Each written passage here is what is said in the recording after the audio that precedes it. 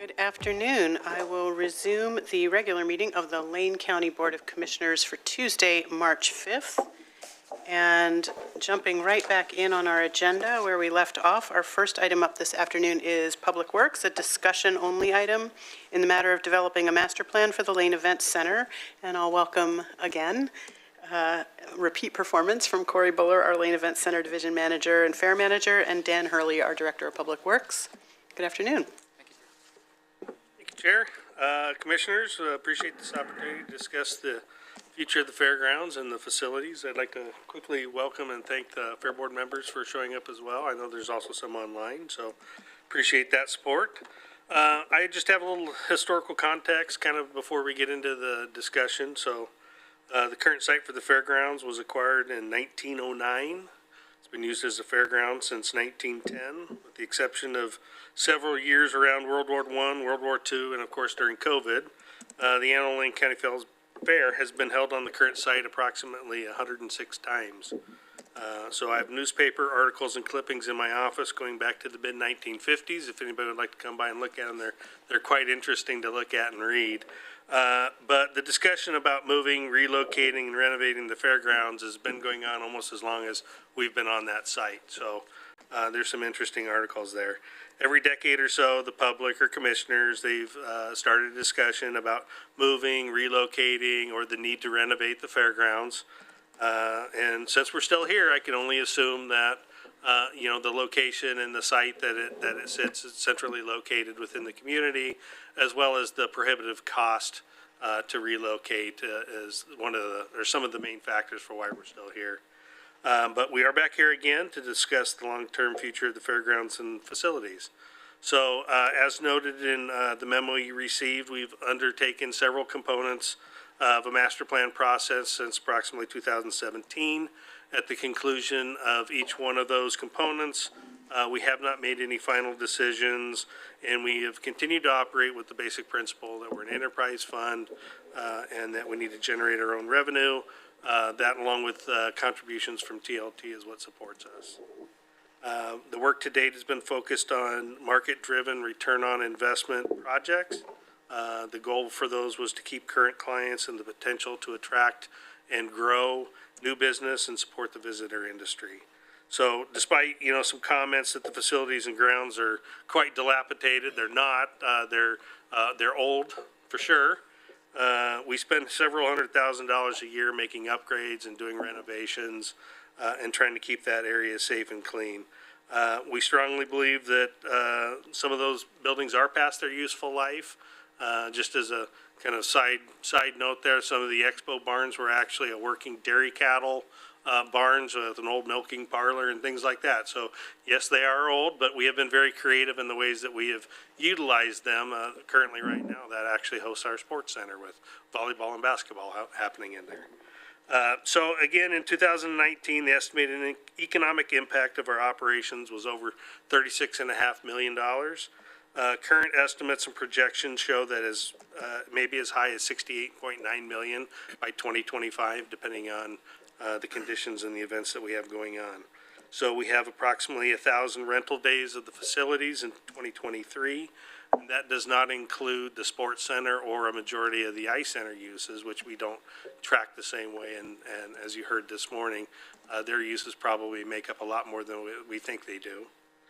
And in addition to that, we've opened as an emergency shelter last year for Egan Warming Centers for over 20 days, animal shelter and fire incident command post for over 13 days.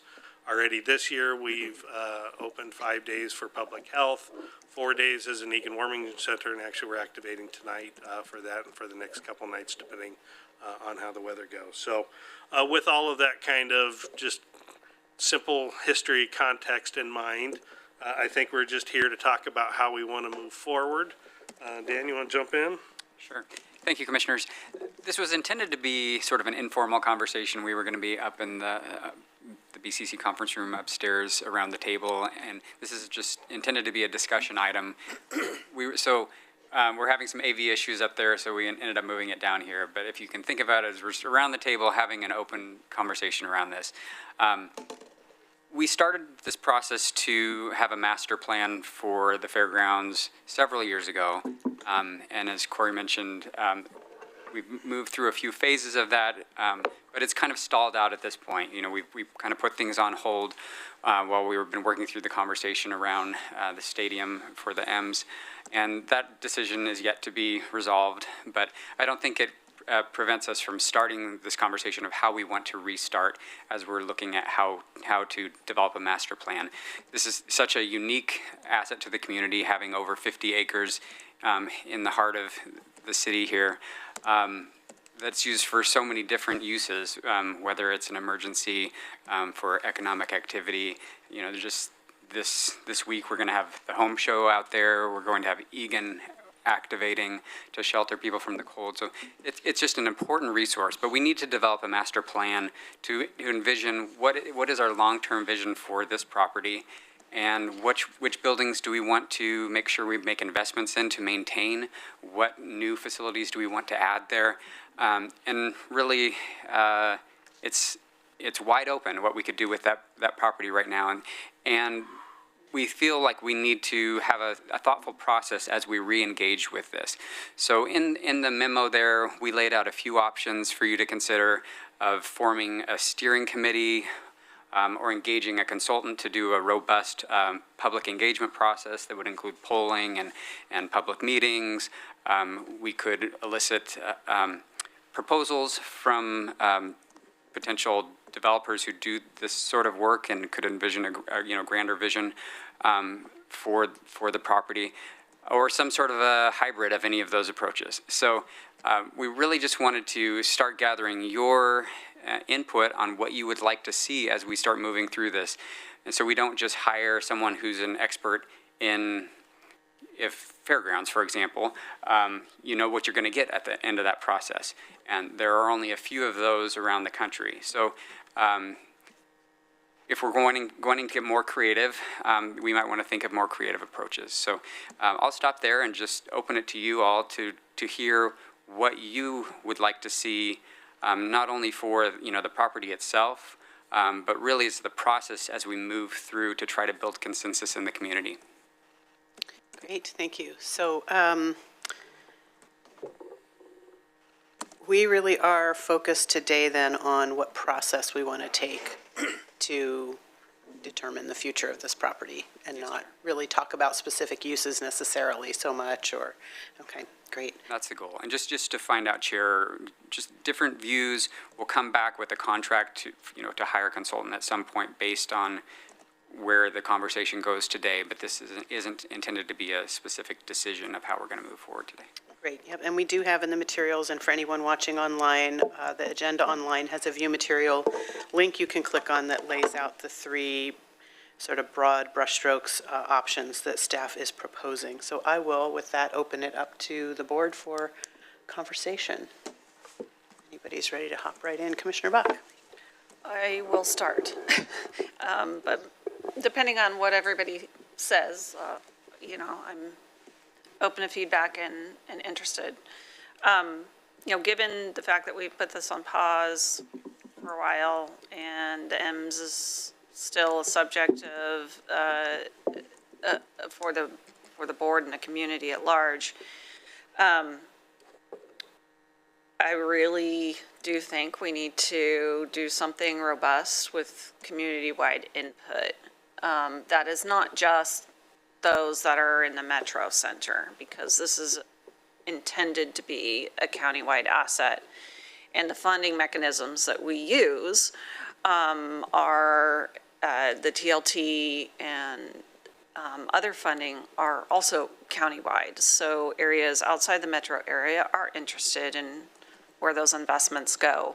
And so when thinking about involving and doing a robust and visioning with the community, it would be really important to me to make sure that our rural areas are well tied into that process and require a different kind of reach out than maybe typically for those that are in the city. So we know we don't have all the resources to do everything that we wish we could do there. And that has to be part of the conversation as well. But it's important that it's not just project by project with us as the board, that it really includes what the community envisions and wants in their city center. And even though it's not quite considered downtown or even midtown, as the city grows, it very well could be considered in that location over the years. And all the feedback that I've gotten is that people really like the fair there. And they do like the convenience of it being in the city rather than maybe on the outskirts of town. But all that is up in the air because rural residents may feel very differently. And trying to kind of mesh what the differences of opinion on what should be there will be an important factor. And we don't know what all those options are. When we speak to the public, I'd like to be able to say, you know, think of it as a open blank plate, you know, what do you want here? What can we envision here? And throw everything out and then narrow down to a point where there's actually some feasible items. I had mentioned earlier today, I'd like to see larger visionary projects there and a pipeline and we know that's going to have to extend several years, maybe even a couple decades out, given the potential projects that could be there, and maybe you have a mixture of big projects, little projects, and get grants here and there for improvements in access. But I'd love to have the whole conversation with everybody across the board in the county. I think I'll end it there for now. Thank you, Chair. See everybody's gears turning. You ready, Vice Chair? Yeah, I don't want the gears to turn too long and everybody stall out here. I mean, everybody knows what I want to do for it, at least they should know. I'd love to do something grandiose, and I agree with Commissioner Buck, you know, when she said this is a blank plate, and we can really envision something mighty there, whether that means we keep the Lane Event Center and the fairgrounds and all that thing there, or we do something in partnership with Eugene to where they have an opportunity to reinvent who they are on 55 acres, and we move the entirety to somewhere else, to a larger site even, that's maybe got some amenities that we could look at. I do agree, though, that this is, I've got a list of questions, and I'll go on round two, Chair, but I do agree that this is an opportunity for us to not just tip our toe in the water and see what we can put Band-Aids on and fix. But I think it's an opportunity for us to do, like Commissioner Buck said, do a 30-year plan. I mean, something grandiose that Lane County needs to do, because it's obvious come budget time that we're going to need to make money. I mean, that's just what we have to do now. We can't afford to keep spending money, so we have to almost, in the investment world, they say we have to spend good money to make good money. And so I think that is going to cause us to kind of be uncomfortable at times, but it's also going to also focus us to be more fiscally responsible and astute in the future. I mean, I've got that the statement that I've used many times in my career that I've used here, is sometimes you just have to bite off more than you can chew and chew like hell, and maybe we're at that point, you know? So I think we could really do some grand stuff if we involved the public, involved some stakeholders, neighborhood people, our partners in the cities, Eugene and Springfield, and really had a cohesive, focused vision on what maybe we haven't thought about yet. So I'll stop for now, and I'll have some more questions later. Thanks. Thank you. And I'm just wanting to double check. I was a little caught off guard because we had a 45-minute staff presentation on the agenda, so I wanted to make sure there wasn't something we were missing or skipping over. Okay, so we may be well ahead of schedule for the rest of our day, so if we need to check in with just a note to the administrator to outside folks that we might be working with later in the afternoon to see if they might be available. Quite a privilege, Chair. I just received a message I need to respond to. Be excused. Absolutely. So, Commissioner Seniga. That leaves me. And it's really, I agree with everything. I mean, I think we're all right there on the same page. Engaging our rural community is obviously high on my priority list. As I attend things like the 4-H fair, there's a lot of concern if 4-H is going to continue to be, be allowed at said venue with the Amazon being so close and the problems we have with animal waste and washing and so on and so forth. So as this moves forward, given some certainty to some of these questions and, giving people faith that this will happen and that they can really buy into this project. And if this is going to be a 30-year thing, we need to have some solutions. So that's a direction I'd really like to see us go. Thank you. Well, we may go a few rounds here. As I'm listening and was reading through the memo and the packet, visioning is important and a plan is important, and sort of the order of operations for how we create a plan based on a vision. If you go too broad with just visioning and a sort of what do you want, but it's not doable, and how do we know if it's doable until we have a plan? So there's going to be a little bit of iterative work here. I always like to say begin with the end in mind, and I don't mean by that which buildings, what uses, but sort of ultimately as an organization, as a community, what's the end goal of such an asset? Or is it to maintain the asset, or is it time to release the asset to some other entity? There's some sort of higher level questions, I think, that we as a board might do well to create a little bit of some guidance for whichever option we choose. Because when I look at the options you present, I sort of see a hybrid of 1 and 2 being ideal. Number 2 is really about starting with a robust community engagement process, but without first a little bit of internal conversation with some key stakeholders, that just feels too wide open to me. And like we're asking people to tell us, what do you want? And then almost certainly most of the things that are said may not be possible. So I think there's a little bit of a hybrid required, that we need to create a little bit of sort of some, for lack of a better word, kind of guardrails or criteria, rather than such a wide open question as what do you want? Maybe some proposed uses and ways of managing the site and activities, and have people rank them. But even to get at that requires more of a option 1, right? Somebody to come in and help a small group with some grounded knowledge figure out how to create the container that we go out and offer the community to give feedback in. I see Corey nodding, so I'm making sense to at least one person. I think we also might want to think about short, medium, and long term, because we need a plan for the immediate. We need a plan for the next 5 years. We just agreed to sign a lease for 5 years with the ice arena. So thinking about what are those time increments where there's some commitments and uses we already know, and that we don't set ourselves up for any that cut off future opportunities. So something about how we structure the duration of the plan is what I'm thinking about. And I also worry about too open-ended of a community engagement process too soon, when the results might be overly affected by the current conversation that the community's having about the property. I don't know that it would be as sort of pure a response to what people really want when they're thinking about such specific options that seem to be in front of us right now. So that's also my caution against starting with a wide open community process. Commissioner Farr, did you want to weigh in? Yeah. Did you want to give a response? After Commissioner Farr. Okay. Go ahead.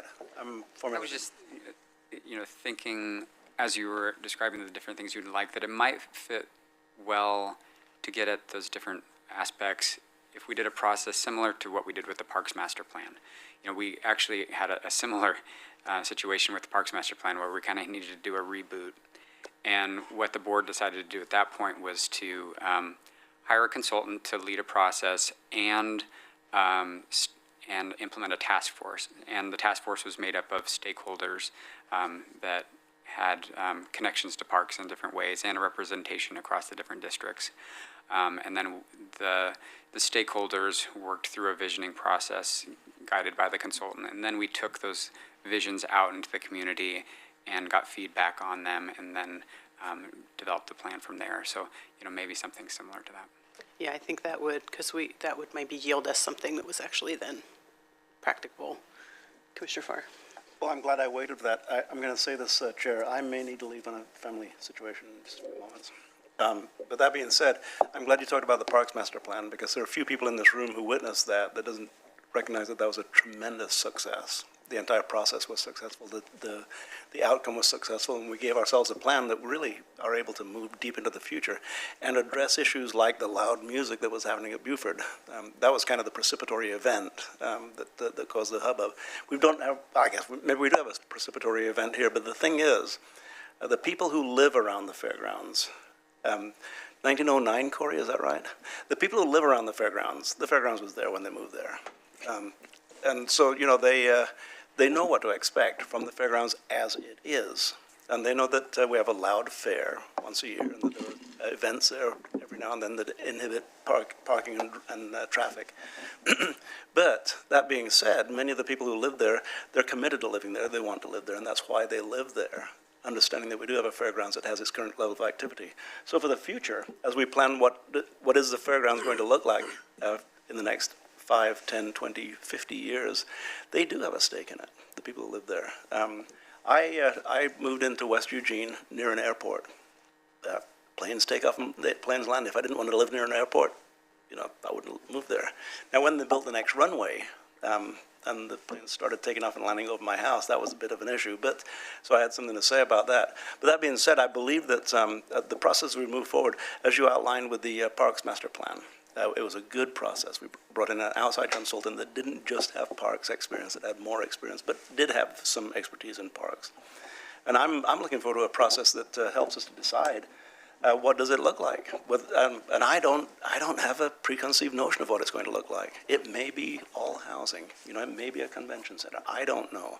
I have thoughts of what I'd like to see, but I'm one person, and I don't live there. But I do live in the community. So I think what you're talking about, Dan, moving forward, Director Hurley, excuse me. I like the process. I love what we did with the Parks Master Plan. And I think this is a big deal. This is a really big deal that we need to pay strict attention to. Thank you. Yes, for point of clarification, the Parks Master Plan, was there an understanding when it was formed, and it was sort of that more interfacing with stakeholders, that there would then be a community engagement piece, or did the community engagement work arise out of the recommendations from that initial group? Good question, Chair. It was understood at the beginning. It was outlined in what the consultant would do, you know, working through the process. So the scope of work for that included doing public outreach, facilitating the task force, and presentations to the board. And if I may add, Chair, it was robust. Yeah. Great. Vice Chair? Anybody else want to go round two first, or am I it? Okay, great. Well, I got a couple of hypothetical questions. I'm not sure, you said it was the discussion, so I'm not sure how long we want to get into the weeds, but let's just say, for example, we had $35 million to invest in the Lane Event Center. What would that look like? Would you think maybe we would consider something drastic like moving it if we had another site that was suitable?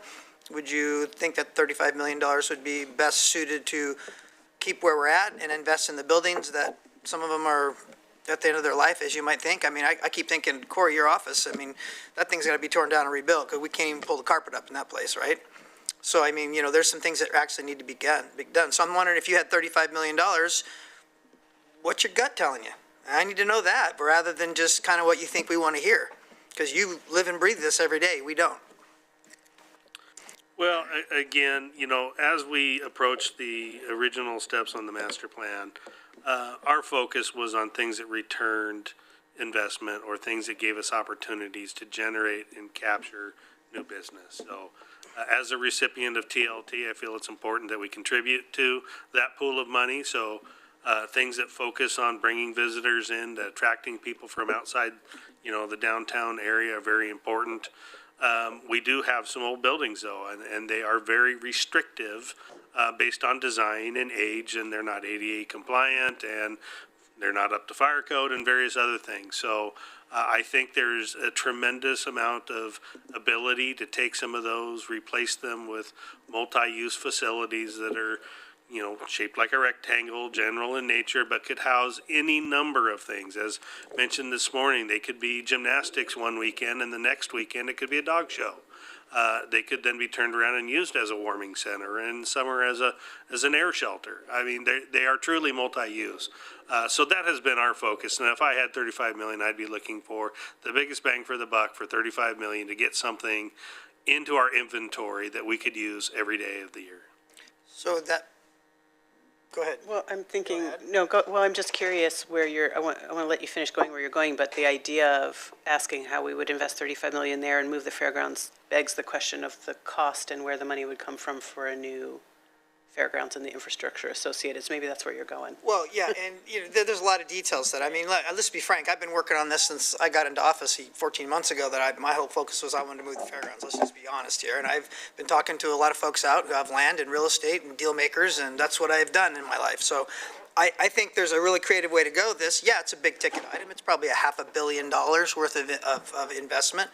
But as I see it, it's a long-term investment. It's something that we could set our sights on, and as Chair said, that we could chunk off in pieces. The thing that I'm kind of also kind of balancing is how much process we go through. Obviously, I'm a frustrated entrepreneur here dealing with process, and I'm wondering if we need to engage again in another master plan process, or if that's better suited if we just hire a consultant and go with it, like what Commissioner Farr said about the parks plan. I mean, we've already got a lot of data, I would think, Corey, from the last master plan of what would work, what wouldn't work. And I think maybe if we took that and added to something rather than try to reinvent the wheel, I think that would be beneficial. Do you have any thoughts about that? No, I agree, and I think, what Dan brought up is a good solution, because again, if we go out with the same basic scope and information as we went out last time, we're gonna get the same people replying to our RFP or RFQ, and they are national fairground planners, but they're gonna plan a fairgrounds, which means they're gonna plan a fair and the various things that go along with it. So if you wanna look outside of that box, then I would suggest we start with something not at that level. Now, that could be always brought in at the end. I mean, if we get a vision and some ideas out there, and we still want to bring somebody in for that specific kind of work, we could, but I think that could be decided further down the road. I don't think I would start there. Administrator wanted to hop. I just want to, I think what we're envisioning is like a community visioning process first, and then because a master planning process, you sort of have to assume what the long-term vision is. If you think about a community develops a master plan for how it's going to develop, and it says, we want parks here, and we want schools here, and we want housing in these different places. The fundamental question for the event center right now is, what do we want that 55 acres to be, as in terms of the long-term vision? Once we can resolve that question, then depending on what the answer is and what direction the board wants to go in with that property, will help inform the master plan, which is, okay, what facilities do we develop in what locations, how does traffic flow, all those types of things. Chair, I do need to step out, if I may add one quick sentence. Please. With the privilege. I believe that this is our greatest publicly owned asset, underused publicly owned asset inside of the urban growth boundaries. And the deliberative process that we're talking about today is one that I'm looking forward to being a part of. And with that, in the row behind you, when I first got on on the fair board years ago, Sid Voorhees was there, and I think so was Mike Schwartz and some other names were on the fair board then. I think Sid was probably there in 1909 when we bought the property. But with that, I beg your pardon, but I have to leave the building. Blessings to you. Can I make one other, I'm sorry, Yeah. I know Commissioner Lovell was asking his questions, but to your first question, Commissioner Lovell, about the funding that's available. Say we have 35, your questions are screaming for a process like this, right? Which is, like, let's make some assumptions. We know we have 55 acres. We know we have a little bit of funding available, but there are some limitations on that. What are the community interests and the demands in the market? So we have to sort of, and there are a lot of different directions that we could go with this, but I think what we're trying to do is go through a process that makes the assumptions, that identifies certain assumptions about resources we have available, about particular community interests and values, and then start to point us in that direction where we can get a little bit more specific. So I think these are really good questions that you ask Corey, what would he do with $35 million? He's going to tell you one thing. You ask me, I'd tell you another thing. You ask Dan, he'll tell you something else. I'm waiting for You the ask other two Mr. Voorhees, responses. he'll tell you, so that's why you do a. It's the what? Yeah, yeah. And it comes in 100 million. No, I totally agree with you, and that's where I'm heading. I mean, obviously, we want to pick and look at that valuable resource of 55 acres, but let's say we had 68 acres somewhere else, and the opportunity to have something that is part of that plan that we could purchase by making some other deal arrangement with the 55 acres that we have in downtown Eugene, that we could then hold ourselves over for the next 5 years, as Chair Trigger had mentioned, that we got to make sure we keep our biggest customers happy in the aspect of our event center, keep those coming here, so we don't have to reinvent the wheel when we have, $500 million in debt and we don't know how to pay for it, kind of a thing. We need to shift that proportionately. But I think there's some conversations that could happen. I'm not sure if this is the right venue, probably isn't, because I'm always wanting to put the cart before the horse, but that's me. So, yeah, I would support a task force. I would support a visionary group to get together sooner than later. I do agree with Chair about some of the little emotions we may be dealing with at this particular season. But then at the same time, we've been talking about this for 30 years, and I'd rather not wait another 30 months or 10 months or whatever it is. So I think, we can get on with the show and maybe get on with the conversation would be great. Thanks. I think we're always going to see the advantage of long-range planning is also the disadvantage, which is things change as a result of the plan and things change in spite of having had a plan. So that's why that sort of staying high level but putting some guardrails around it, I think, is important. I think it was in about 2008 or 9, Corey, if you remember. I think there was a group of us called the Fairgrounds Repair Project that I was participating in that was very much looking, for instance, at creating a sort of hub and center for honoring the agricultural history and richness of the county with an urban-centered local foods hub, right? And we had this vision of farm-to-table restaurants and breweries and demonstration gardens, and it sort of brought in all those elements of, with 4-H and sort of snout-to-tail butcher shop and all the things, but was also very urban in that it was restaurants and brew pubs. And so there's been a lot of really interesting ideas, and I think as I'm listening to the Vice Chair talk, I'm also thinking part of the polling of the community even is what of the events that happen here are people wanting to ensure don't go away. So I'm not proposing one thing or another, but if generally, do we need a fairgrounds, a county fairgrounds? Is a fair an activity that we as an organization in this community are committed to ensuring we have, regardless of where it's located? That would be a big thing to know. If people weren't, we'd be having a really different conversation. So there's all these different sort of types of activity that do happen there, that don't happen because there's nowhere to have them, that could be happening somewhere else. So I think it's that level of conversation at the community level that would be really helpful. But again, having a smaller group to start out with to create that list of questions, I think would be helpful, and that can review that data about usage and, times of the year and volume of usage, and overlaying that with our facilities plan. I think that's one of the most important documents we have in looking at this as well. Would be really useful. Commissioner Buck. Thank you, Chair. I certainly appreciate and support the mission and visioning process that you're explaining. And I know that we're looking to make some money, or at least break even on the site, right? We certainly have budget woes that we'll be talking about in the next few months. But it's important to know, again, what the people want there, because what they want there may not be the thing that makes the most money. We know people love hockey, and they love that ice rink. Does it make the most money anything could possibly be in the choices there? No, we know that. But these are community assets that enrich our community and the culture and vibe of people wanting to live here. And those don't always make money. So we really have to balance what we think the community wants versus what we can afford and what we possibly could maybe make a little money on one place that could offset another asset that's not making the most income for the whole fairgrounds. So we won't know all of that until we start the process that you're suggesting here.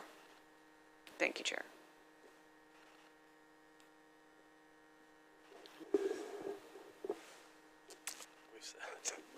Anything, does that give you something, do you feel like you're moving along so that you've got somewhere? So I think it gives me enough of a sense of what you're looking for as process and different elements.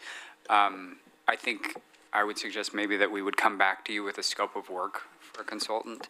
Yeah, that was gonna be my suggestion, is we have an internal discussion, work on some stuff, and come back with maybe a scope of things that we can talk about again. Yeah.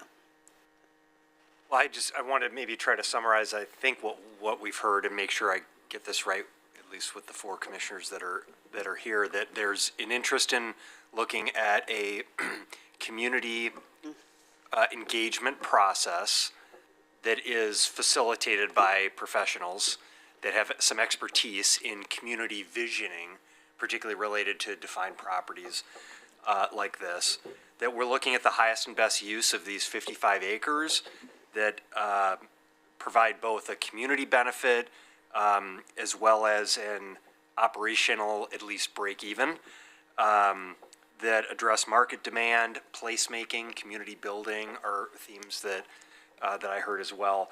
And a combination of options 1 and 2 is what I heard was, yes, we need some professional consulting help to get the kind of best practices for, and again, identify the highest and best use. We need to engage key stakeholders, and those would be neighbors and Fair Board and hockey folks and Traveling County and those types of groups, as well as the broader community.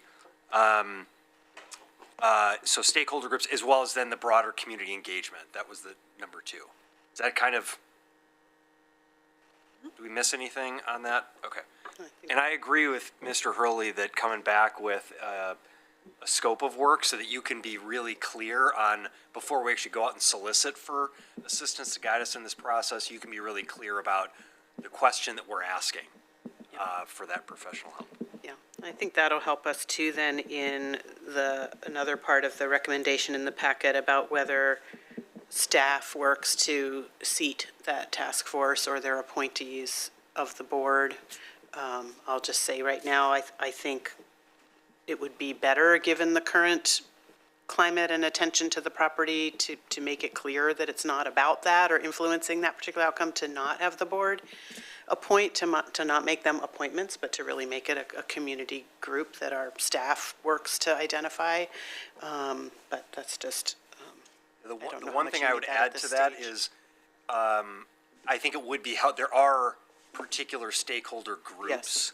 that exist that I do think the board being very clear about the groups that you feel like need to be engaged in this process and be part of that stakeholder effort.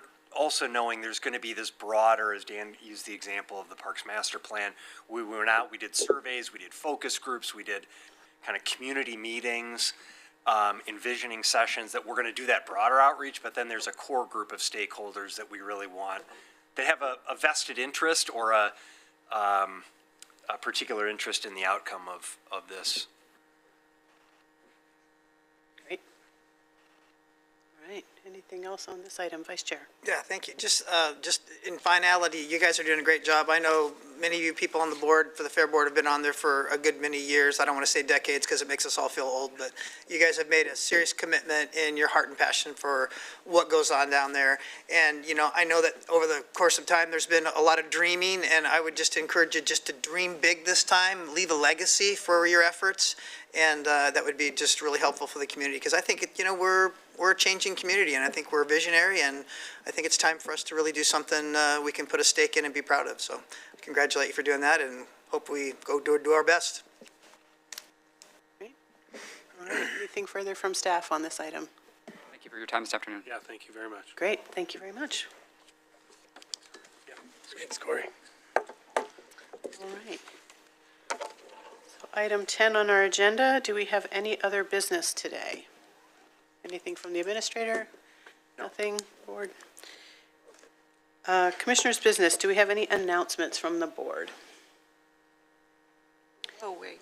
Oh, Commissioner Buck. I do. I just wanted to mention that the LCOG annual awards dinner is Friday night, and it is down at the Armory in Cottage Grove. Starts around 5 when people start showing up, and there's dinner. Tickets are available online. I would encourage everybody to participate. Thank you, Chair. Thank you. Any other announcements?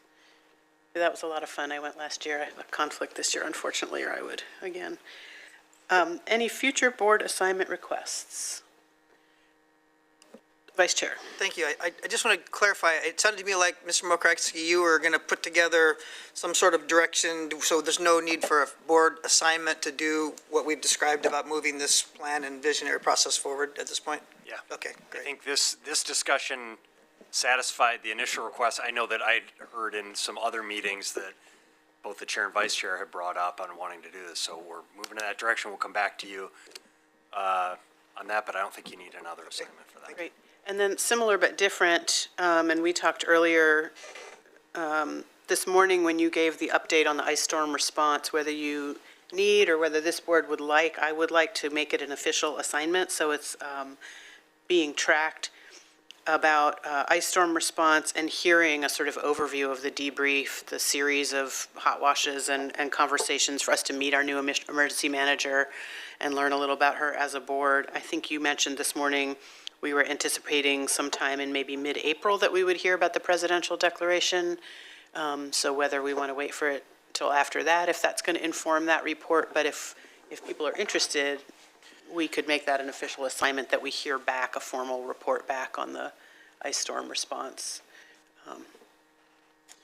Yeah, I'm very interested. Thanks for bringing that up. I'd also like to add, if we could, when we check in with our utilities to see how they're doing, also if how they're navigating through the process and what their reimbursement and such looks like.